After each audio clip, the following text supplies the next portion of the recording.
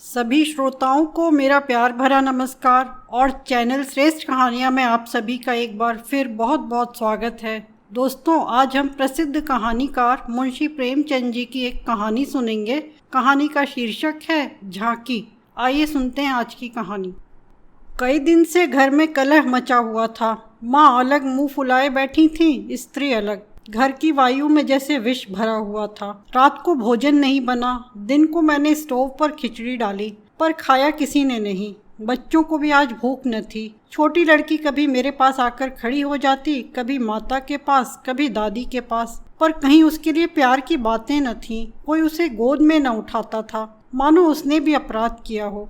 लड़का शाम को स्कूल से आया, किसी ने उसे कुछ खाने को न दिया, न उससे बोला, न कुछ पूछा। दोनों बरामदे में मन मारे बैठे हुए थे और शायद सोच रहे थे, घर में आज क्यों लोगों के हृदय उनसे इतने फिर गए हैं। भाई बहन दिन में कितनी बार लड़ते हैं, रोनी पीटनी भी कई बार हो जाता है, पर ऐसा कभी नहीं होता कि घर में खाना न पके या कोई किसी से बोले नहीं। यह कैसा झगड़ा है कि 24 घंटे गुजर जाने पर भी शांत नहीं होता। यह शायद उनकी समझ में न आता था। झगड़े की जड़ कुछ न थी। अम्मा ने मेरी बहन के घर तीजा भेजने के लिए जिन सामानों की सूची लिखाई, वह पत्नी जी को घर की स्थिति देखते हुए अधिक मालूम हुई। अम्मा खुद समझदार हैं, उन्होंने थोड़ी बहुत काट छाट कर दी थी, लेकिन पत्नी जी के विचार से और काट छाट होनी चाहिए थी। 5 साड़ियों की जगह 3 रहे तो क्या बुराई है। खिलौने इतने क्या होंगे, इतनी मिठाई की क्या जरूरत। उनका कहना था, जब रोजगार में कुछ मिलता नहीं, दैनिक कार्यों में खींचतान करनी पड़ती है, दूध घी के बजट में तकलीफ हो गई,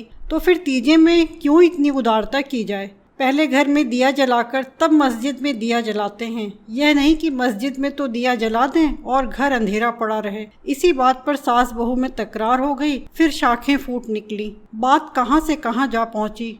गड़े हुए मुर्दे उखाड़े गए। अन्योक्तियों की बारी आई। व्यंग का दौर शुरू हुआ और मौनालंकार पर समाप्त हो गया। मैं बड़े संकट में था।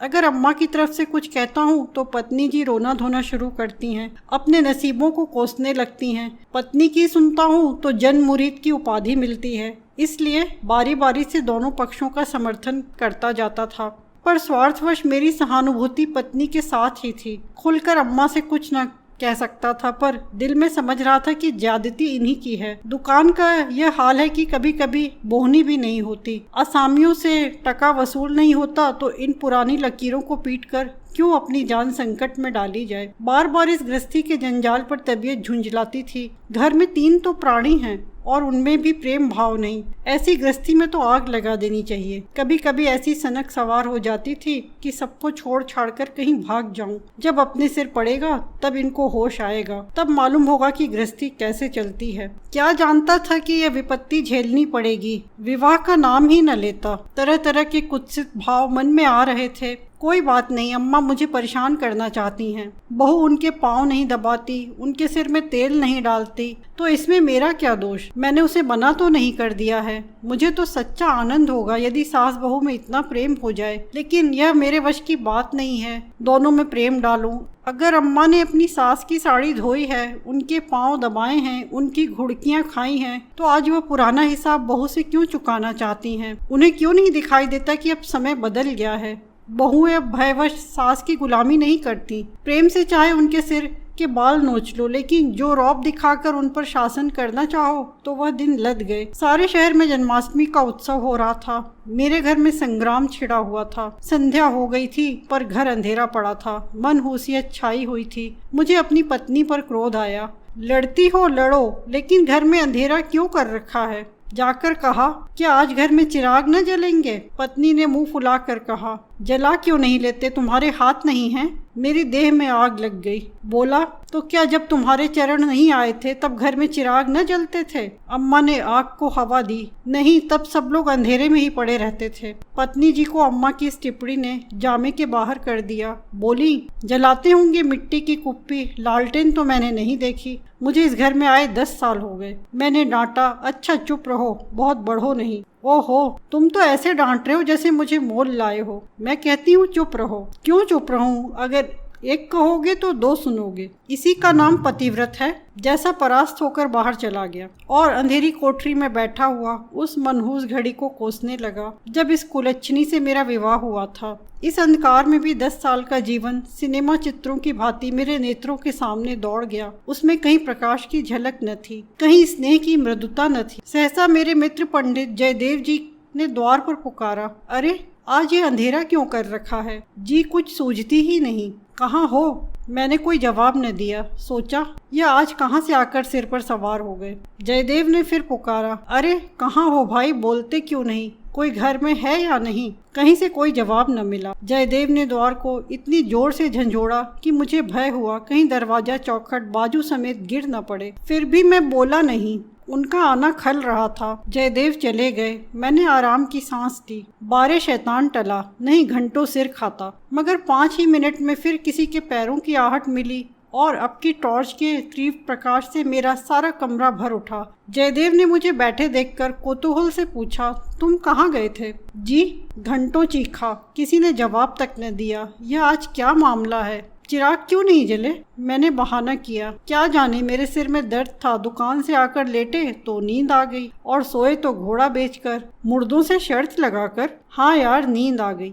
मगर घर में चिराग तो जलाना चाहिए था, या उसका रिट्रेंचमेंट कर दिया। आज घर में लोग व्रत से हैं ना, हाथ ना खाली होगा। खैर चलो, कहीं झांकी देखने चलते हो? सेठ घूरेमल के मंदिर में ऐसी झांकी बनी है कि देखते ही बनता है। ऐसे ऐसे शीशे और बिजली के सामान सजाए हैं कि आंखें झपक उठती हैं। सिंहासन के ठीक सामने ऐसा फुहारा लगाया है कि उसमें से गुलाब जल की फुहारें निकलती हैं। मेरा तो चोला मस्त हो गया। सीधे तुम्हारे पास दौड़ा चला आ रहा हूँ। बहुत झांकियाँ देखी होंगी तुमने, लेकिन यह और ही चीज़ है। आलम फटा पड़ता है। सुनते हैं दिल्ली से कोई चतुर कारीगर आया है, उसी की यह करामात है। मैंने उदासीन भाव से कहा, मेरी तो जाने की इच्छा नहीं है भाई, सिर में जोर का दर्द है। तब तो जरूर चलो, दर्द भाग न जाए तो कहना। तुम तो यार बहुत दिक करते हो। इसी मारे में चुपचाप पड़ा था कि किसी तरह यह बला टले, लेकिन तुम सिर पर सवार हो गए। कह दिया मैं न जाऊंगा और उसने कह दिया मैं जरूर ले जाऊंगा। मुझ पर विजय पाने का मेरे मित्रों को बहुत आसान नुस्खा है। यूं हाथापाई, धींगा मुश्ती, धौल धप्पे में किसी से पीछे रहने वाला नहीं हूँ।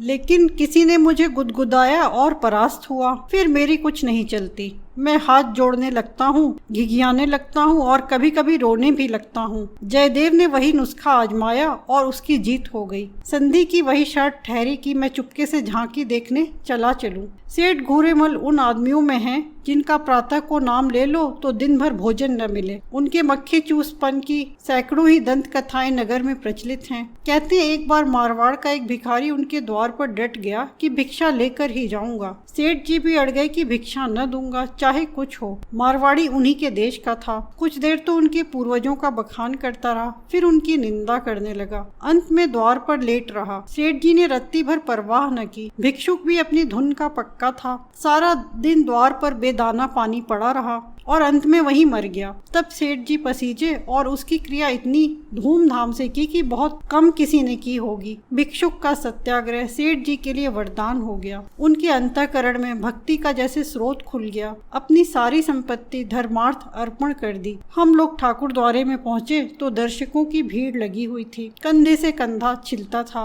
आने और जाने के मार्ग अलग थे। फिर हमें आध घंटे के बाद भीतर जाने का अवसर मिला। जयदेव सजावट देख देख कर लोट हुए जाते थे, पर मुझे ऐसा मालूम होता था कि इस बनावट और सजावट के मेले में कृष्ण की आत्मा कहीं खो गई है। उनकी इस रत्न जटित बिजली में जगमगाती मूर्ति देखकर मेरे मन में ग्लानि उत्पन्न हुई। इस रूप में भी प्रेम का निवास हो सकता है? मैंने तो रत्नों में दर्प और अहंकार ही भरा देखा है। मुझे उस वक्त यही याद न रहा कि यह एक करोड़पति सेठ का मंदिर है और धनी मनुष्य धन में लौटने वाले ईश्वर ही की कल्पना कर सकता है। धनी ईश्वर में ही उसकी श्रद्धा हो सकती है। जिसके पास धन नहीं वह उसकी दया का पात्र हो सकता है, श्रद्धा का कदापि नहीं। मंदिर में जयदेव को सभी जानते हैं। उन्हें तो सभी जगह सभी जानते हैं। मंदिर के आंगन में संगीत मंडली बैठी हुई थी। केलकर जी अपने गंधर्व विद्यालय के शिष्यों के साथ तंबूरा लिए बैठे थे। पखावज, सितार, सरोद, वीणा और जाने कौन कौन बाजे जिनके नाम भी मैं नहीं जानता उनके शिष्यों के पास थे। कोई गत बजाने की तैयारी हो रही थी। जयदेव को देखते ही केलकर जी ने पुकारा, मैं भी तूफैल फैल में जा बैठा। एक क्षण में गत शुरू हुई, समा बंध गया। जहाँ इतना शोरगुल था कि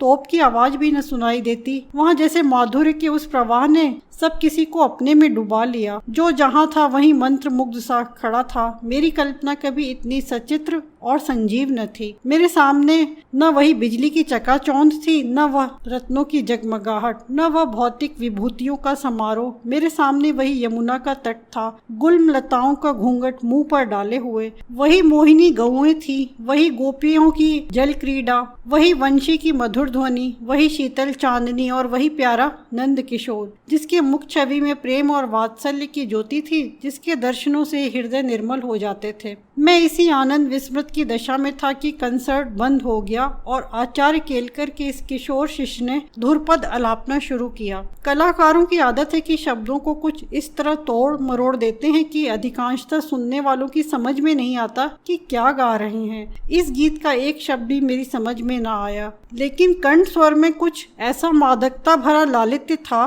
कि प्रत्येक स्वर मुझे रोमांचित कर देता था। कंठ स्वर में इतनी जादू शक्ति है, इसका मुझे आज कुछ अनुभव हुआ। मन में एक नए संसार की सृष्टि होने लगी, जहाँ आनंद ही आनंद है, प्रेम ही प्रेम, त्याग ही त्याग। ऐसा जान पड़ा दुख केवल चित्त की एक वृत्ति है, सत्य है केवल आनंद। एक स्वच्छ करुणा भरी कोमलता जैसे मन को मसोसने लगी। ऐसी भावना मन में उठी कि वहाँ जितने सज्जन बैठे हुए थे सब मेरे अपने हैं, अभिन्न है। फिर अतीत के गर्भ से मेरे भाई की स्मृति मूर्ति निकल आई। मेरा छोटा भाई बहुत दिन हुए मुझसे लड़कर घर की जमा जथा लेकर रंगून भाग गया था और वहीं उसका देहांत हो गया था। उसके पाशविक व्यवहारों को याद करके मैं उन्मत्त हो उठता था। उसे जीता पा जाता तो शायद उसका खून पी जाता, पर इस समय स्मृति मूर्ति को देखकर मेरा मन जैसे मुखरित हो उठा। उसे आलिंगन करने के लिए व्याकुल हो गया। उसने मेरे साथ, मेरी स्त्री के साथ, माता के साथ, मेरे बच्चे के साथ जो कटु, नीच और घृणास्पद व्यवहार किए थे वह सब मुझे याद हो आए।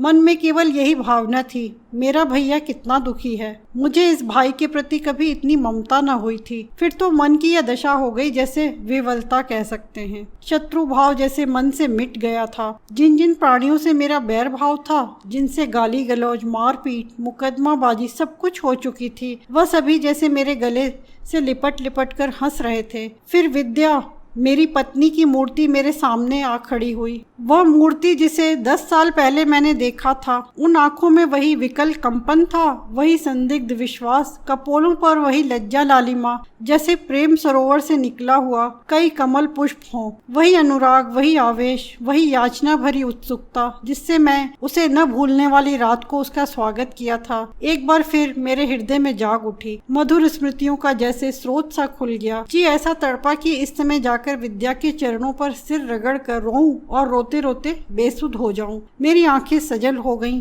मेरे मुंह से जो कटु शब्द निकले थे वह सब जैसे हृदय में गड़ने लगे। इसी दशा में जैसे ममतामयी माता ने आकर मुझे गोद में उठा लिया। बालपन में जिस वात्सल्य का आनंद उठाने की मुझ में शक्ति न थी, वह आनंद आज मैंने उठाया। गाना बंद हो गया, सब लोग उठ उठ कर जाने लगे। मैं कल्पना सागर में ही डूबा रहा। सहसा जयदेव ने पुकारा, चलते हो या बैठे ही रहोगे? दोस्तों, ये थी प्रसिद्ध कहानीकार मुंशी प्रेमचंद की लिखी हुई कहानी झांकी। आपको कहानी कैसी लगी कमेंट करके बताएं, और यदि आप चैनल पर नए हैं तो चैनल श्रेष्ठ कहानियाँ को सब्सक्राइब करें। मिलते हैं फिर एक और नई कहानी में। धन्यवाद।